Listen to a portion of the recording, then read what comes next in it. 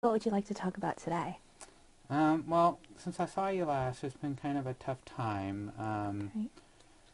Went with my sister over to my uncle's house, and things are going okay. Everybody was, doing stuff. But then my sister was really upset. I told you, she's the only person I told about, being confused and wondering about what's going on.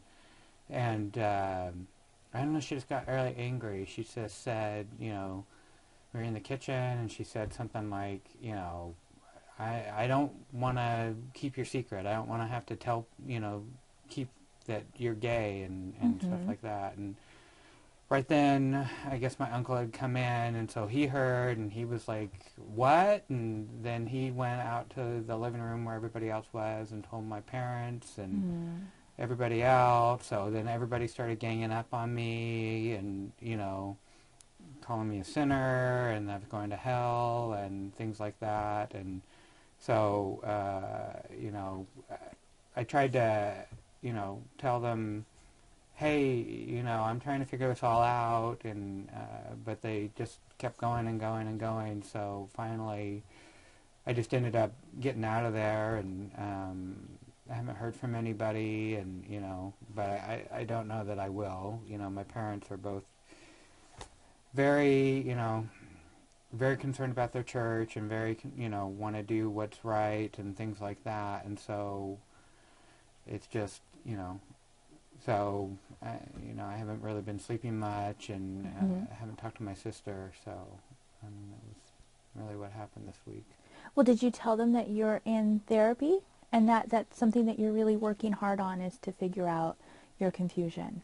Um, there really wasn't time, and actually, I don't know. I don't know that I tell them that because then, you know, I think it's hard enough for them to think about me being gay, but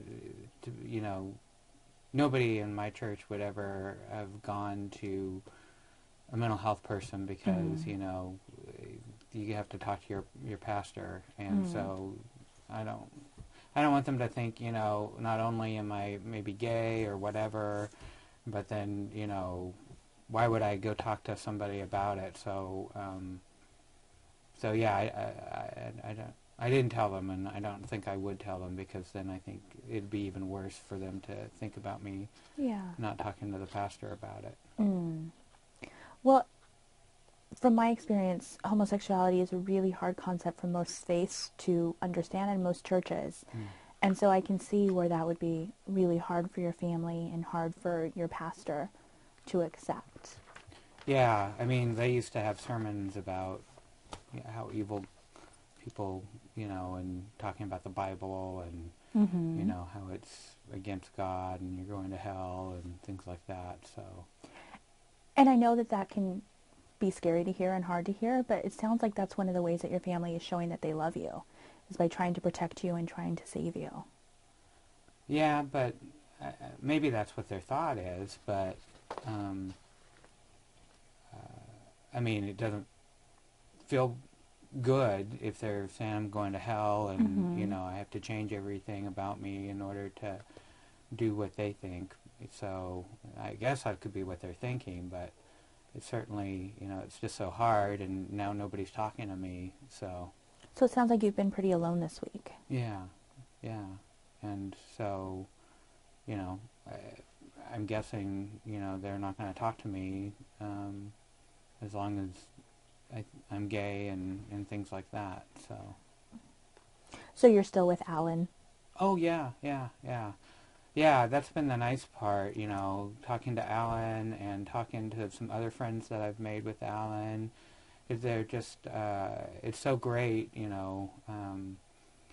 as upset as I've been about my parents, he's really been there for me, and the other friends, they'll come over for dinner, and, it kind of reminds me of when I was growing up, and, we'd just have friends and family over, and really, it's just so comforting to have people who just, are there for me. Like I felt like my family used to be, but now I don't feel like my family's there for me. So it's kind of like they're my new family because they're there. And Alan's talked about that a lot, because he had a similar upbringing, different church, but his family really also aren't very accepting of him. So he's talked a lot about, how he's made really a new family of people who really care about him and things like that. So it's been, it's weird, because I'm really upset about my sister and my parents and wondering, if they're going to call me or if I call them, if they're going to answer or if they're going to hang up or things like that. So, so it's been nice that Alan and all of my new family are there for me. But they're not really your family. I mean, friends can't really replace your family. Well, I guess I hear what you're saying, but in some ways, these people are really there for me in ways that my family have never been for me. They're just really open and accepting of who I am. So maybe they're not literally my family, but they certainly, care about me a lot and tell me how much, they're there for me, whereas my family won't talk to me right now. Well, I think part of what's hard for your family is that they want the best for you too. And, you've been so confused for such a long time.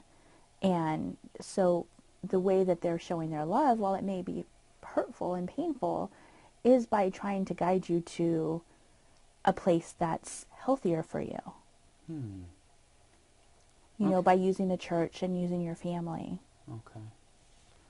Yeah, I don't know. It just doesn't feel very healthy just because, they're so angry and, calling me faggot and telling me, I have to stay away from the kids in the family because I'm going to do things to them. And so I don't know. It just doesn't feel healthier when they're, when they're railing on me and fearful of me and thinking that I'm going to hurt people in the family.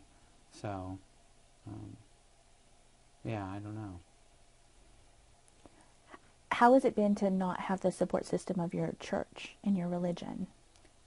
Well, it's funny that you mentioned that, because, that is something that I definitely thought about a lot, and I hadn't been going to my parents' church for a while just because, again, it felt like every Sunday it was, how gay people are ruining America and taking America to hell and things like that. So, I think it must have been this week, my friends that I mentioned that had been coming over for dinner in Allen, we went to a church that they go to, and right away,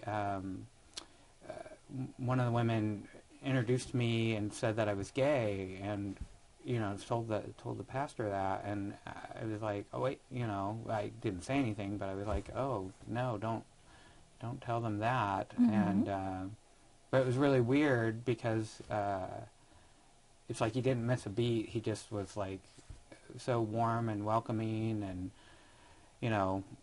really came up to me afterwards and seemed, asked about coming to some other programs that they were doing and things like that. So it just was really weird because, I felt really bad, and I felt like, he was going to treat me, the way I expect and get, gay people get talked about in my parents' church. And so, but then there was just still this weird kind of, I don't know, it was like guilty not being at my parents' church, because that's the way I grew up, but it was just so wonderful for, the pastor not to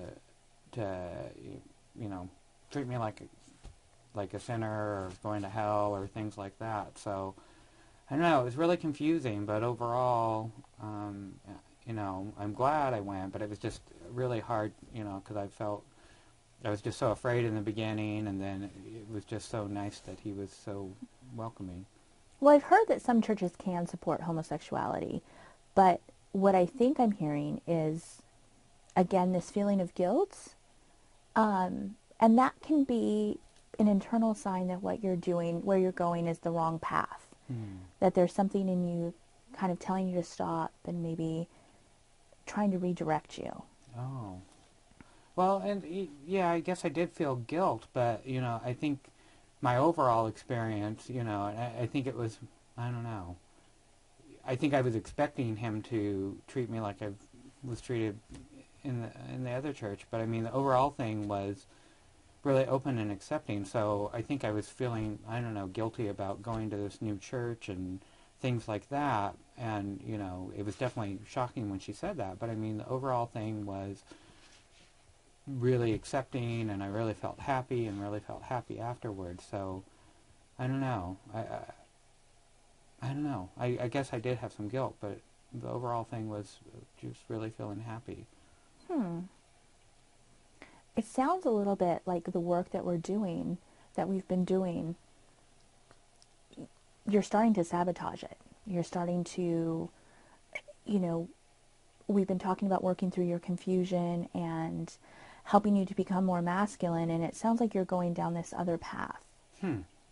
Well, gosh, that's so weird that you're saying that, because I know I said I was confused, but